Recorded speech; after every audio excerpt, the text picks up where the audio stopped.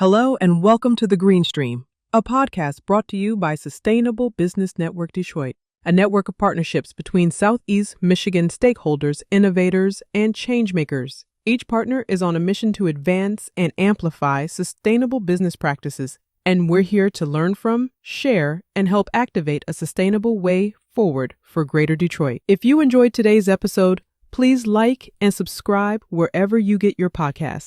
Leave us a review and join the conversation on LinkedIn, Facebook, YouTube, and Blue Sky. And head over to our website, sbn-detroit.org. Now, let's listen in to our conversation with today's sustainability leaders.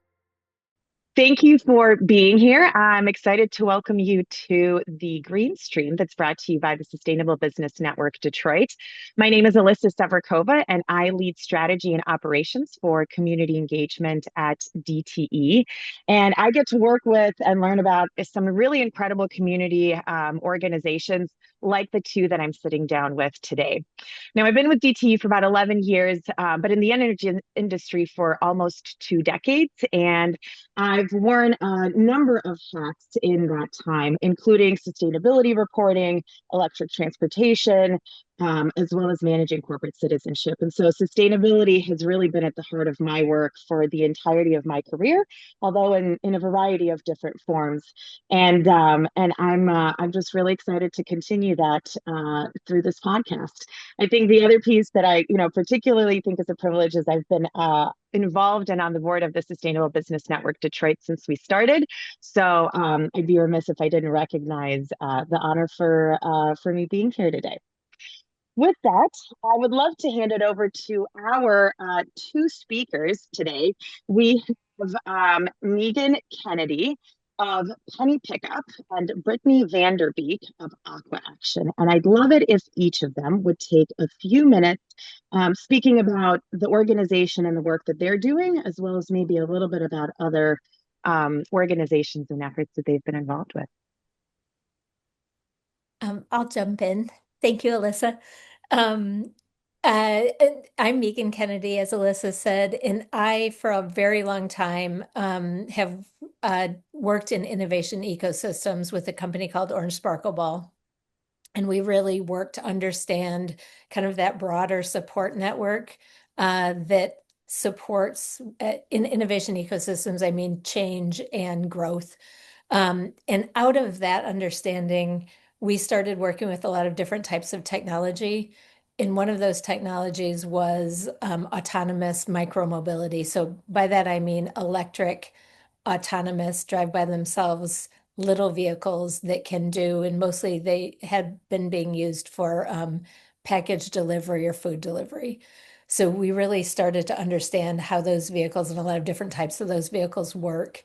That led us to co-found, one of my colleagues and I co-found Penny Pickup, which is a micromobility, so those same vehicles, logistics platform where you can hail a small vehicle, and these are all emission-free, to pick up materials and take them to a sustainable destination.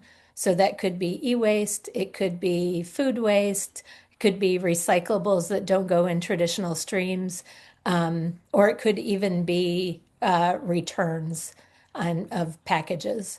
So Penny Pickup is really about moving small things around in a sustainable and emission-free way. Wonderful. Thank you, Meaghan. Brittany? Thank you, Meaghan and Alissa. I'm honored to be here. What a great opportunity. And similar to what you said, Alissa, I have a broad range of experience in sustainability, ranging from reporting and consulting to building corporate citizenship programs and fundraising. It means the world to me to be here today as I recently moved back to Detroit for opening AquaAction's U.S. headquarters. Which has been an incredible opportunity to grow Michigan's blue tech economy. AquaAction is a nonprofit based in Canada and the US. We have been around for the past 10 years, building a water secure future through entrepreneurship. My first experience was with AquaAction when there was the Great Lakes Aqua Hacking Challenge program in Traverse City in partnership with Northwestern Michigan College.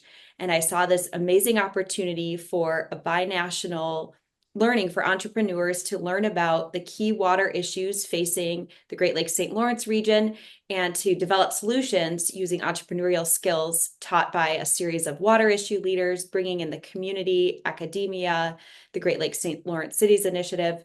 So when I learned about this about 2 years ago, I knew it was the right thing for Michigan and especially for my hometown of Detroit to bring this program to life here.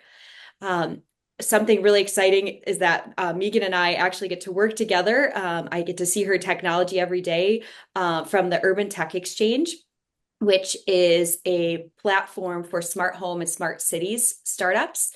For a long time, the focus has been on energy efficiency for many of the organizations working out of the space. And so AquaAction provides a great complement of water efficiency and water innovation. And we're really excited to be growing our programs and sharing more with you about how you can get involved today. I appreciate it, Brittany, and thanks so much for highlighting the Urban Tech Exchange, one of the newer spaces in Detroit, but also that's kind of building that physical ecosystem for entrepreneurs to test their work and to thrive. And maybe on that note, and to kind of get us started, Detroit is really positioning itself as a hub for technology and sustainability innovation. And from your perspective, both Brittany as kind of a creator of an ecosystem itself, Meaghan, you perhaps as an entrepreneur working in that ecosystem, but also one that's building its own. Can you talk a little bit about what meaningful support for entrepreneurs looks like, whether it's what you're looking for, Meaghan, Brittany, what you're providing for, and perhaps what gaps still exist today that we still need to address? That sounds great. And I'm happy to answer from the ecosystem perspective. And then Meaghan, I'd love for you to jump in because ultimately the ecosystem is meant to serve organizations like yours. So when AquaAction thinks about meaningful support for founders, we're really about helping inspire people who have ideas to be willing to take a risk, to build a solution, and not only build a solution, but help them connect to pilots and opportunities to bring their solution to life so that way they can have scaled impact. So strong support means that our programs are pairing climate technology with community needs, that we're engaging the community, bringing in the corporate perspective, higher education, municipalities to provide mentorship, technical assistance. We also want to make smooth pathways for the entrepreneurs to get pilots and real world customers. So that's where it's important for us to build those connections and make it easy for the entrepreneurs to meet the municipalities, utilities, manufacturers, et cetera. The other piece is regulatory navigation, and this is especially important as we think about companies that may be coming from other countries to Detroit or who are starting in Detroit and would like to grow. So helping them understand how to export and import, compliance standards, and then also thinking about different levels of standards in water technology and energy, not only locally and throughout the state, but throughout our country and world.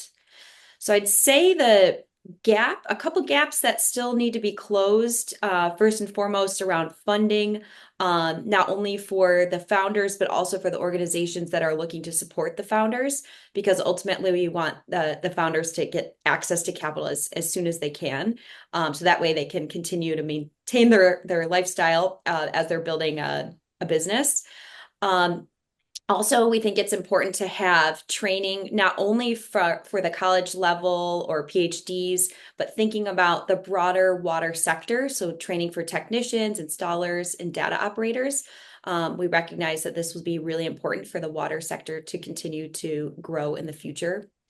And then last but not least, I would say standard reporting frameworks, which we've seen the growth of that in the past 15 years or so in the US, but now there's even more specific reporting for things like water. And something really interesting worth looking into, AquaAction just launched a reporting framework with the AXIA initiative, where we're able to track water savings and help the entrepreneurs track that as well. So that way they're able to demonstrate their impact to the customers and to the broader community. And it's also a service that we can work on with our corporate partners as well. All right, I'll turn it over to you, Meaghan. I'd love to hear your thoughts. That was so comprehensive. I love that. I do think there's a little bit of irony in my answer as the entrepreneur here. I think the gap is the focus almost entirely on entrepreneurs, because if you really think about the whole ecosystem, so like Brittany, all the work you're doing is really important to support as well. So in the work that is happening at UTX, like the building of those places where platforms can be built is really important in supporting a really robust ecosystem. So I actually probably flip everything on its head just slightly, and think about how do we grow an ecosystem and how do we support ecosystem builders, even in that language, because I feel like that inherently will support entrepreneurs and it will support kind of everyone's understanding of the need for collaboration, growth, public-private working together, like all the things that I think Detroit is really good at, and much better at than a lot of the places that I've worked in. It's a much more holistic view of the ecosystem and the need for growth to be across the board rather than just solely focused on entrepreneurs. So as the entrepreneur here, I think probably I just turned that question on its head. Meaghan, if I could maybe follow up a little bit on that, particularly because I think, Brittany, you also spoke to that being a gap, right? And funding not just for entrepreneurs, but for those that support them. Is there anyone who's doing it well, or any industry that's doing it well that perhaps we could look to in the sustainability, water, kind of circular economy space? I'll jump in a little bit here. I really do think Detroit is doing a better job at cross-sector collaboration than any other city I've had experience in. And in my Orange Sparkle Ball hat, we've worked in a lot of different ecosystems, so we have a little bit of comparison experience, I would say.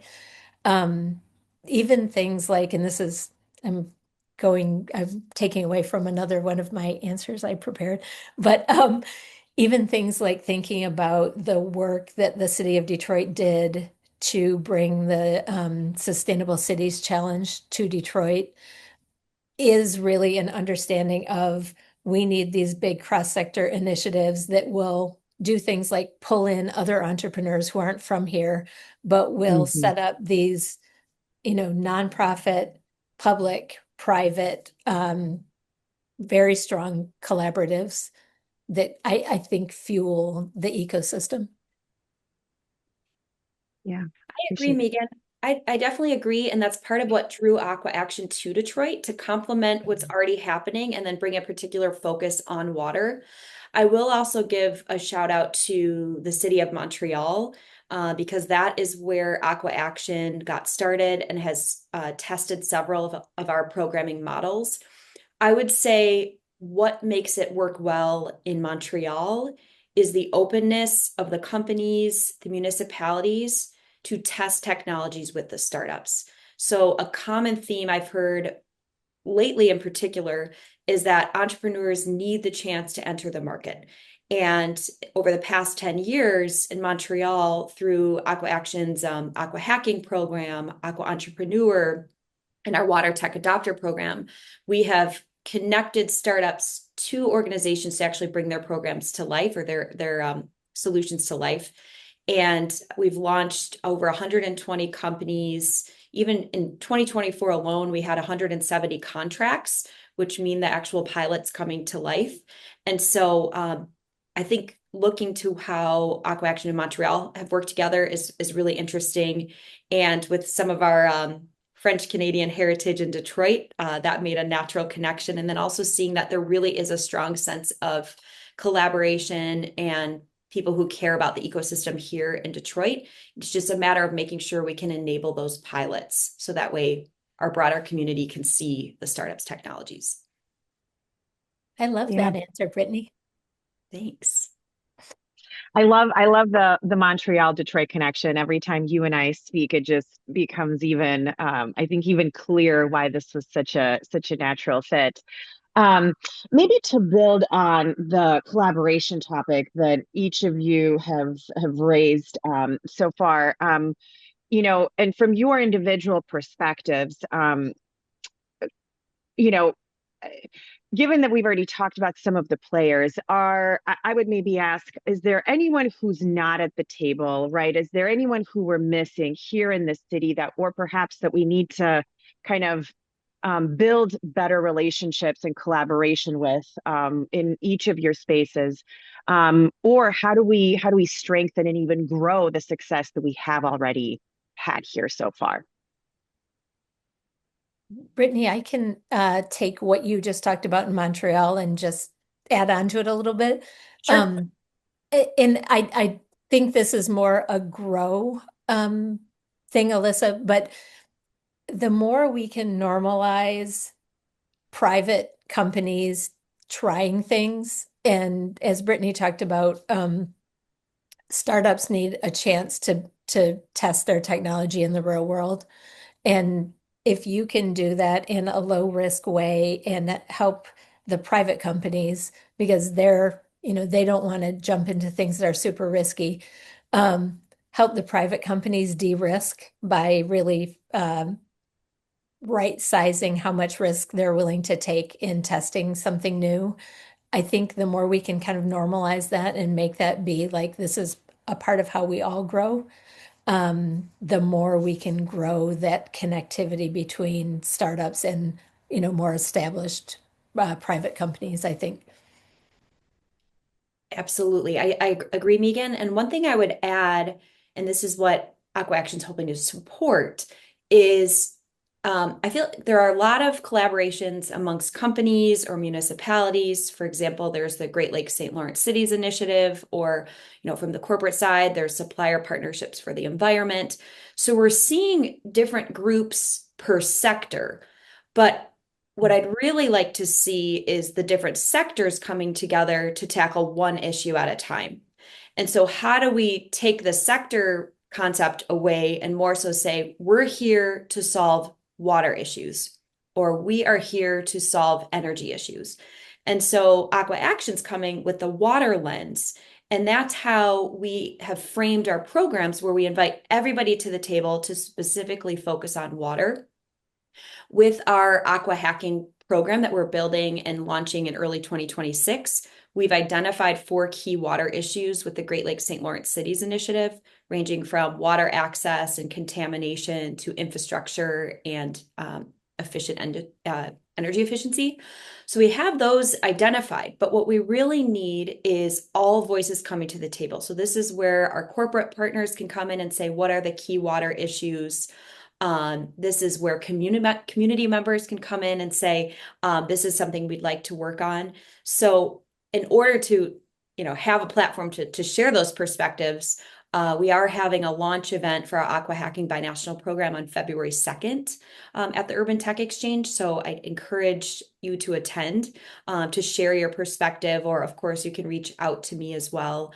So I think that the main point is making sure to be clear on what the water needs are across organizations and then sharing them. And also showing up to the events, you know, coming in, sharing the perspective, meeting the entrepreneurs. So that way, each program we're developing is something that is serving the industry and community needs. Yeah, I really appreciate that that perspective, and to maybe touch on something else that each of you have already teed up, which is the need for funding, right? For whether it's funding the ecosystem, the individual organizations.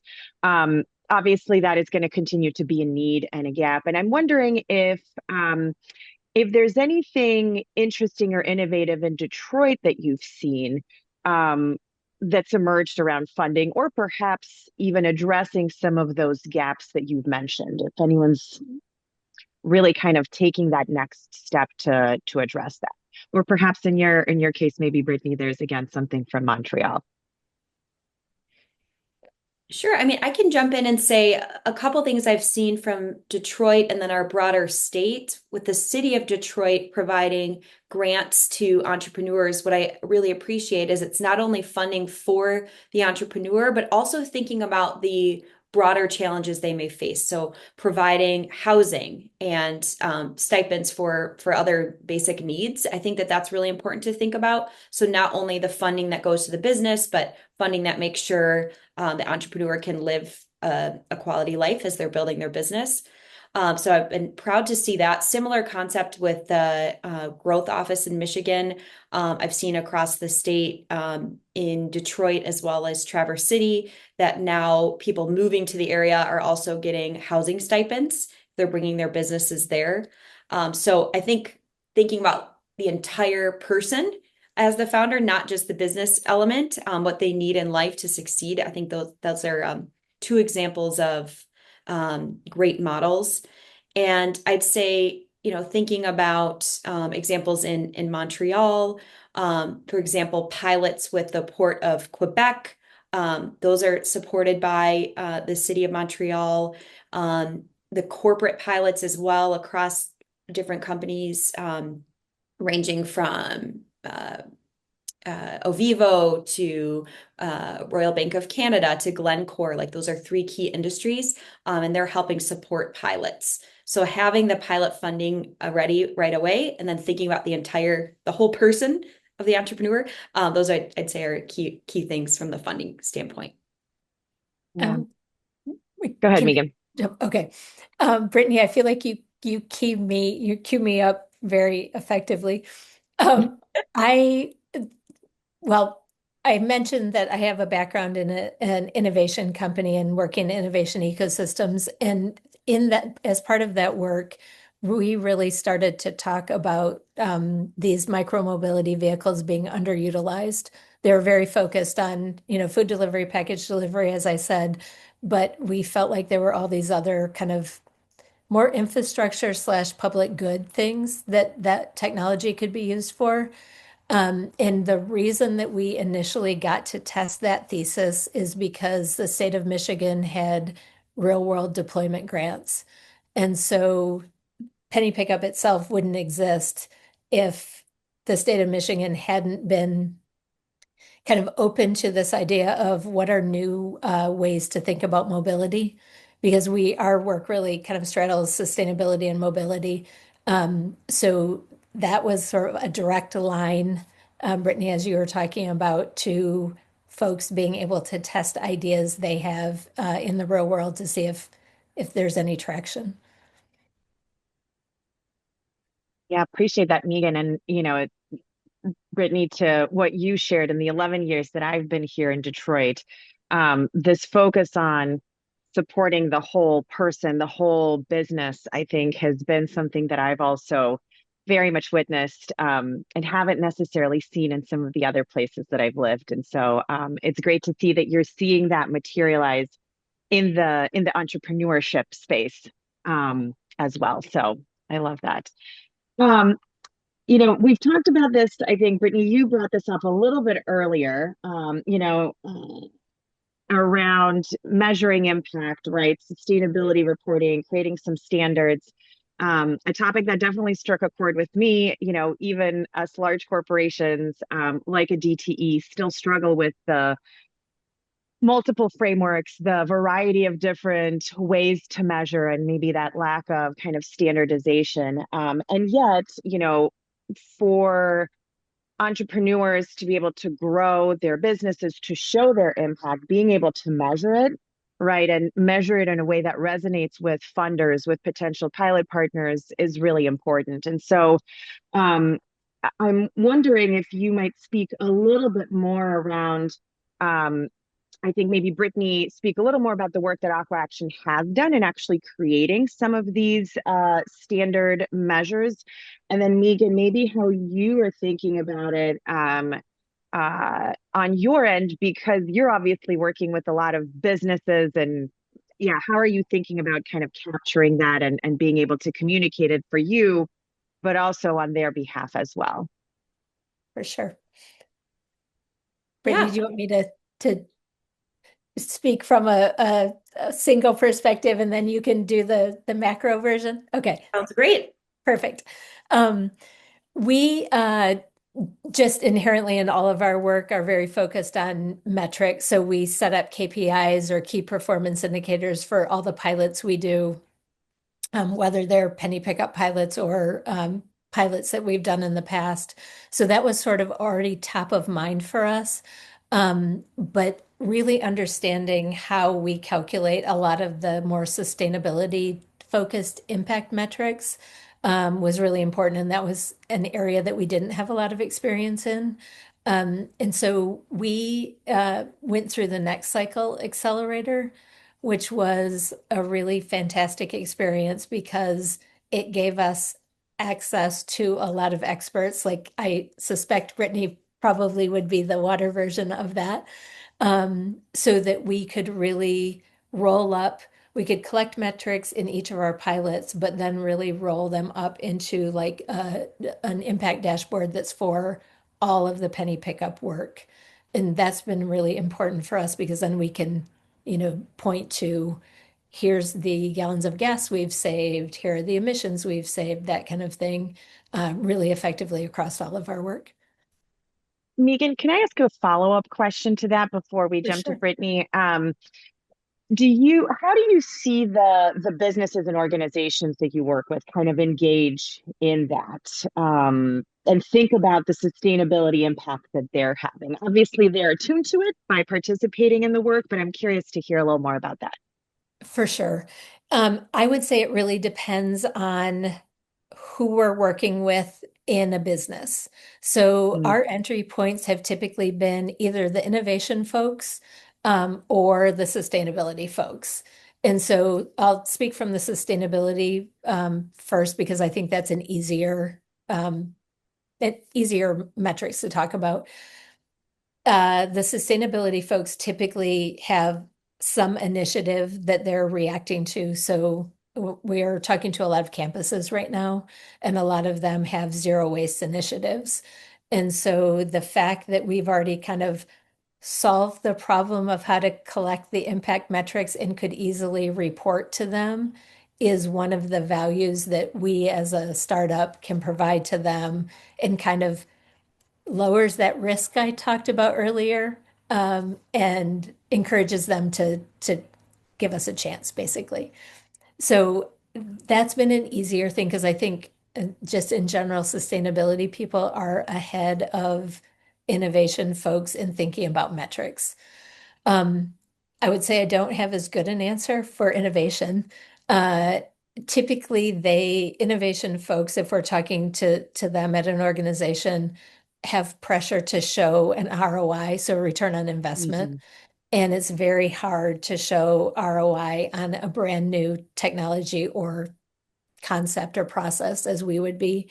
So we work really hard on working with them to think about on, if I had a logic model, on the road to getting to your ROI, what are things that you would want to see? Like maybe that's, less idling time for your trucks because we know that's related to wear and tear, and that eventually costs you money. So we try to work with them in almost like more of a consulting capacity to Mhm. figure out what are KPIs that we could be collecting that would help them show value to their organization.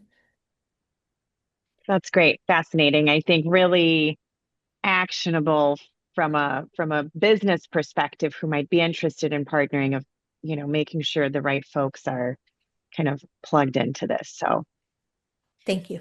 yeah, thanks, Meaghan. Brittany. Yeah, and that's a great segue into what I was thinking too, Meaghan. So putting my design thinking hat, I think what really matters most when figuring out what to be tracking or performing, is really thinking about what the customer need is first. So thinking, what need are you trying to solve? Whose need are you trying to solve? And understand from them what kind of results they want to see. And that really hones in the focus right? So from there, you know you're measuring what matters to the customer, who you're ultimately serving, and then you can pick frameworks that serve what you need to measure. So if it is water savings, that's where the Oxia reports come in, like AquaAction has, for example. If you're looking at broader energy impacts like Carbon Disclosure Project, there's so many different frameworks that can help meet your need. But as long as you are thinking about the people you're serving, you know, customers, your employees, the broader community, that will help you stay focused. And as far as other things that I'd say the ecosystem needs to make this possible is really having access to third-party validators and reporting frameworks. So AquaAction's bringing in consulting firms, accounting firms, for example, that can help with this and support the entrepreneurs. And then the other key piece is really in storytelling. So thinking about how these metrics are ultimately helping people and the human outcomes, such as health, affordability, resilience, job creation. So when we can have the human element of the impact we're making, that can tie in both the business results and the sustainability results. So that way we're communicating something effective that is needed in the community. Yeah, appreciate that, Brittany. And I think the points that each of you made only maybe further kind of solidify your earlier point around the importance that these ecosystem organizations actually play, right? Yeah, just the fact that each organization might not have access to the data, the frameworks, the resources, but you're able to do that on their behalf, and so the importance that they have on that. And I'd love to maybe go a little bit more in depth into each of your work. And Brittany, I'll maybe start with you. And obviously, water has been and continues to be a major global issue, right? Water scarcity, water quality, water access. And so I'm wondering if you can talk a little bit about how you see water focus innovation playing a role in Detroit's broader sustainability ecosystem, and maybe what specific opportunities or unique opportunities exist for entrepreneurs here locally. Sure, absolutely. And this is one of my favorite questions I get asked, like, why water? Why now? Why Detroit, right? And so when we think about Michigan, we're home of 4 of the 5 Great Lakes. 20% of the world's fresh water is near us in Michigan. And specifically to Detroit, when you think about our manufacturing strengths, legacy infrastructure, we have a leadership opportunity to demonstrate growth in water innovation. And so what are examples of water innovation? That's my favorite question people ask me. Or how can we frame that as opportunities for entrepreneurs? I'd say first and foremost, stormwater resilience. So we've heard about a lot of flooding in the area due to pipes breaking and other issues related to the water infrastructure. So if there are smart monitoring solutions developed, predictive modeling to help us know when pipes are going to break, this is something key for the city. Also looking at industrial processes. So how do we reduce wastewater? Or, you know, as different products are being manufactured, a lot of water is required in the cooling process. So how can we be more efficient in water reuse and in industrial processes in general? Also, when we think about access to water, it's easy to think that, okay, we have so much fresh water in our state, so is access an issue? Well, something that it can be a surprise to some throughout the state is affordability, and how there is very much a difference across cities in the state of how affordable or not water is. And so how can technologies reduce bills? How can we prevent shutoffs and improve quality of water in vulnerable communities? This is key. And then also digital twins and sensor networks. So how can we get real-time visibility into quality issues, leaks, proactive maintenance? those are a couple of key areas. And I think how we go about that, or how entrepreneurs can go about that, is really working with municipalities to see where the needs are, manufacturing partners as well, going right in to see the process to support water efficiency. So all of these different things together really help create water innovation. And I think Detroit is the place to be for the leadership here. We have so much potential, and I'm excited that AquaAction's here to help make it possible for us. Yeah, thanks, Brittany. I'm curious if there are any Detroit-based entrepreneurs that you're working with through AquaAction that might be addressing some of these challenges that might be worth noting. Yes, absolutely. So one is Mott. The founder, Elliott Smith, I work with through New Lab. They actually came out of our Great Lakes Aqua Hacking program. And this is a company that has an autonomous robot that can actually predict pipe breakages. So they now are in more than 40 cities around the country, including in Michigan. So they're based in New Lab. You can actually view their technology and test it yourself, which how cool is that? I've never thought so closely about pipes. And you can see, you can actually, like Elliot would say, you can be the eyes and ears of pipes through his technology. So that's one. Another one that is actually Marquette based, but in Detroit, often working with Oakland University in Metro Detroit, is Myconaut. And the founder, Ryan, came up with a technology with mushrooms that can actually detect and remove PFAS. So he's had an incredible experience with this and is now doing research with Oakland University, as I mentioned, to think about not only how can we remove PFAS, but how can we destroy it, or what are other sources for some of that waste. So you'll see Ryan in Detroit often. And then for those interested in PFAS or forever chemicals, there is a startup called Wave Lumina based in Detroit, or excuse me, based in Traverse City. However, Vernon, the founder, is both a University of Michigan alum and a Spartan, and is in this area often. His solution can help detect PFAS in 30 minutes rather than 3 weeks for environmental engineers. So those are three examples. They're often at our events, and we'll be at our event on February 2nd, and we're excited to have more. Amazing. I didn't know about the other two, but have definitely heard about Mott. And as someone who was impacted by the flooding a few years back, I'm really excited about the work that they're doing. So really appreciate you sharing and highlighting the work of those organizations, Brittany. Meaghan, turning it over to you on a little bit of a different note.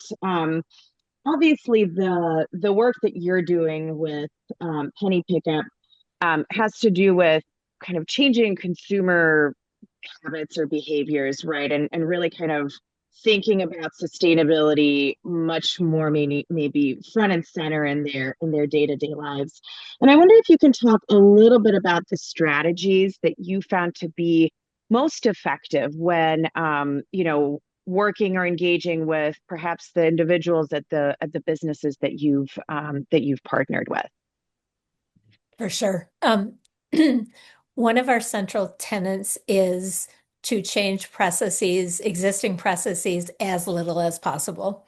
So inherently we go in, and it's kind of a service design perspective. So how do we understand the existing process, and how do we maybe change one little touch point to interact with our system and allow us to, remove food waste or something like that more easily. So we do a lot of being in the field observing. So we'll, like, if we're going to do a pilot, we might do 1 to 3 days of shadowing existing operations just so that we fully understand what's happening right now. And then we propose, kind of a pathway that is, we like to change what's happening maybe in one place, not in more than one place, maybe two if we have to. But an example of that is one of the folks that we've piloted with was putting food waste in a trash can, putting it in a gondola, and then dumping it in a trash dumpster. keeping all of those steps, but then instead of dumping in a trash dumpster, dumping in a vehicle that could then remove it, was the only change that we made in how they were working. So that's an example of it's really a lot of prep work and a lot of work on our side rather than a lot of convincing folks that they should change their behavior. It's making it easy for them. There's an inherent bonus that they feel good about, because most of us want to do the right thing. It's just hard to figure out often what the right thing is. So there's an inherent bonus that they feel good about it as well. But they're not really doing all that much to change their behavior or having to change their behavior much.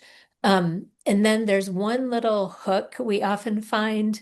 So new technology, there's a little bit of a wow factor around new technology. And that can, if somebody is reluctant to try something, sometimes new technology is just the thing that will take them over the edge. So for instance, we worked all summer in Eastern Market with the Tuesday and Saturday market vendors, who we were worried that, we were introducing something new, that kind of thing.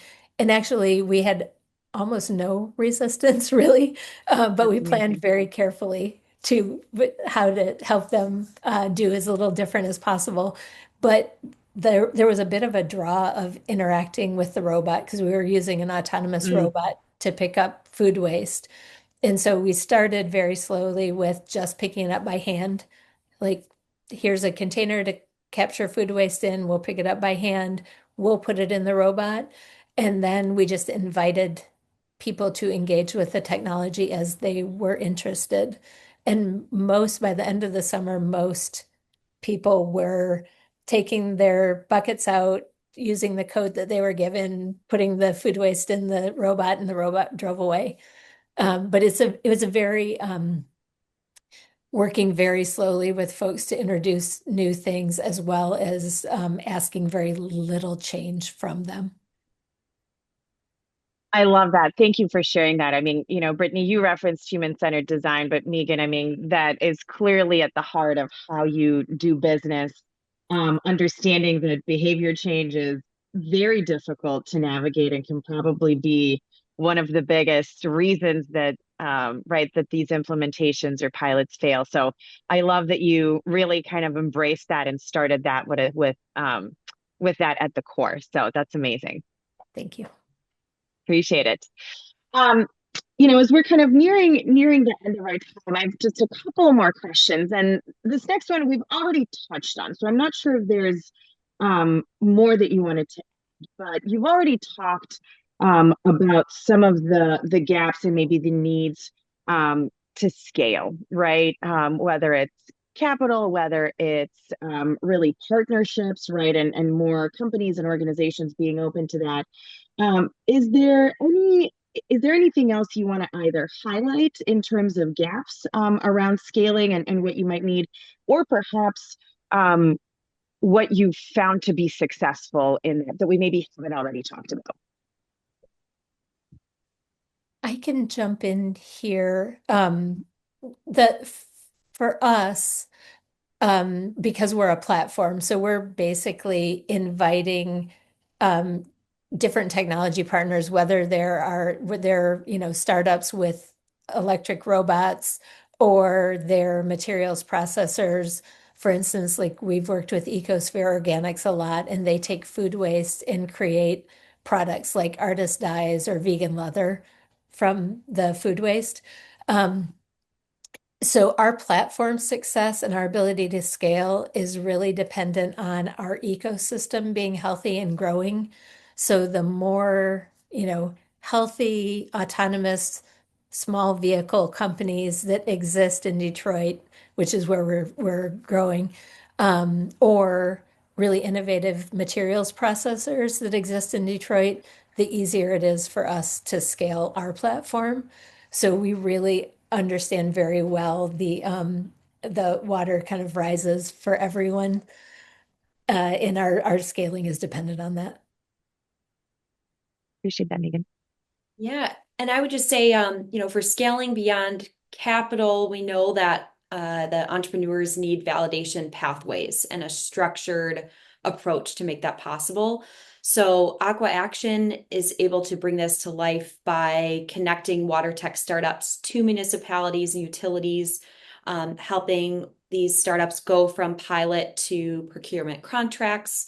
And then, we put together an entire network of testing partners, regulatory guidance, technical mentors, and beyond. And then with that, we can help track, test, and demonstrate environmental and business outcomes. So we have the model from the water innovation space. Really, for Detroit, what we're trying to do is really bring in the local manufacturing leaders, municipal partners, and impact-driven investors. So we want to make sure that everything that we're doing is locally relevant and providing value to the community. So having more of those connections is what is most helpful. That's where my role comes in, and several of our events come in. And our first really big program in Detroit will be coming this next year, the Aqua Hacking Challenge. So that's where I definitely encourage anyone interested to join us on February 2nd at the Urban Tech Exchange. Wonderful. Thanks so much for that, Brittany.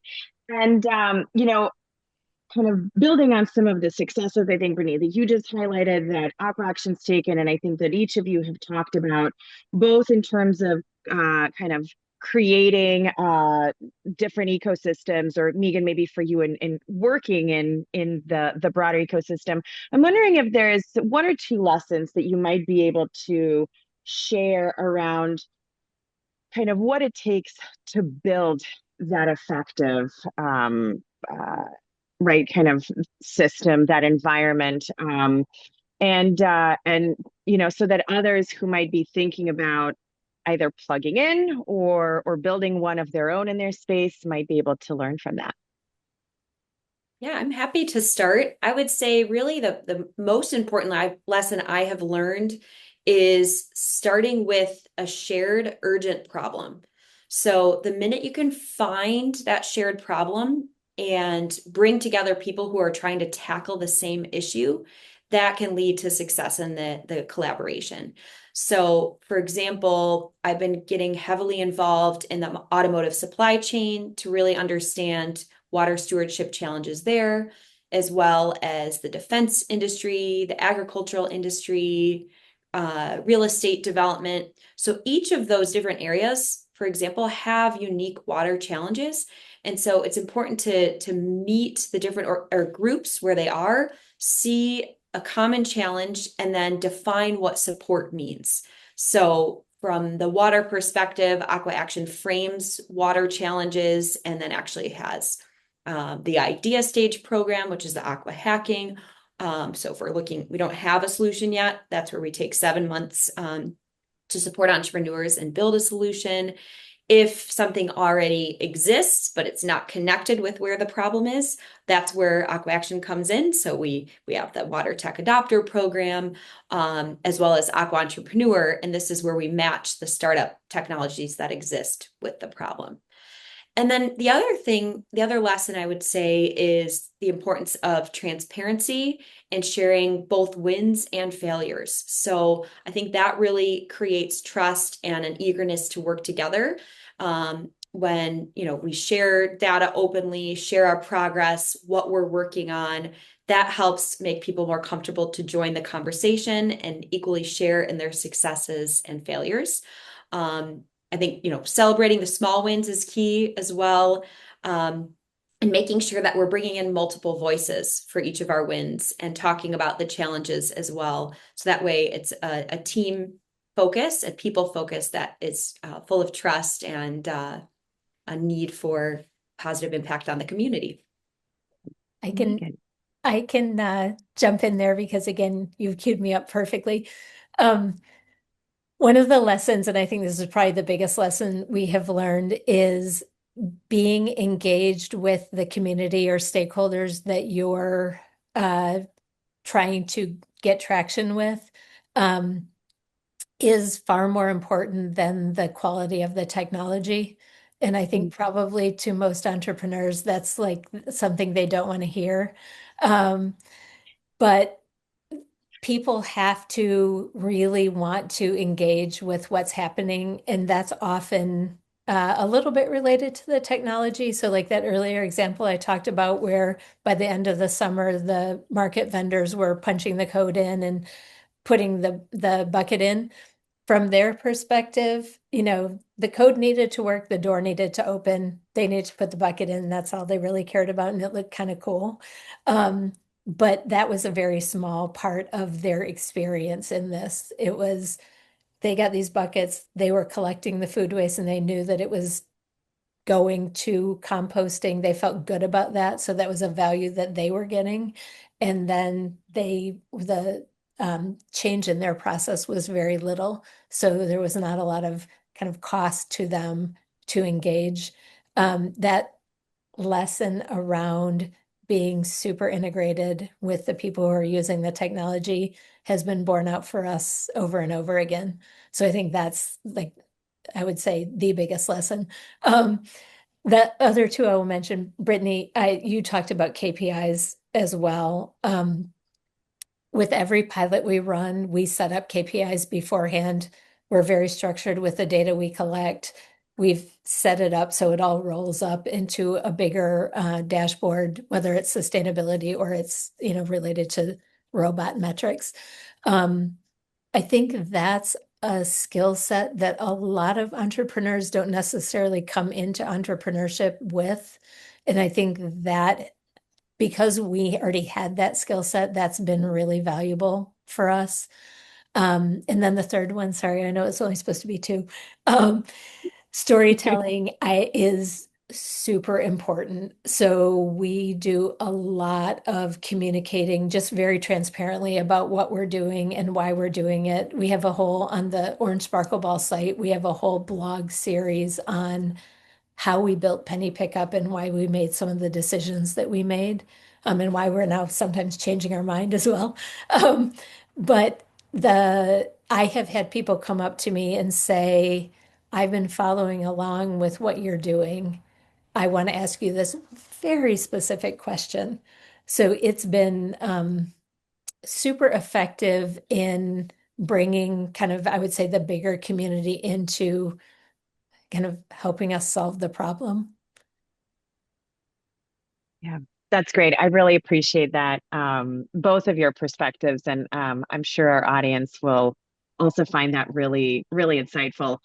And maybe to close us out, I'd love for each of you to share any practical steps that you might recommend for our audience to contribute to sustainable practices. It doesn't have to be around the ecosystems. It's really anything, I don't know, anything that you really maybe want to leave them with to empower them to make a difference. Yeah, I'm happy to kick it off. I would say from the career perspective, so many of us, we all have different gifts and talents, right? And so I encourage you to find ways to be a mentor or volunteer, and provide or share your expertise, whether it's marketing, data related, operations, water specific. It doesn't have to be water specific. Find ways to bring these contributions to the startups. And AquaAction often offers a platform for that through our Aqua Hacking program. Also in the community, I encourage you to join local cleanups and water stewardship groups.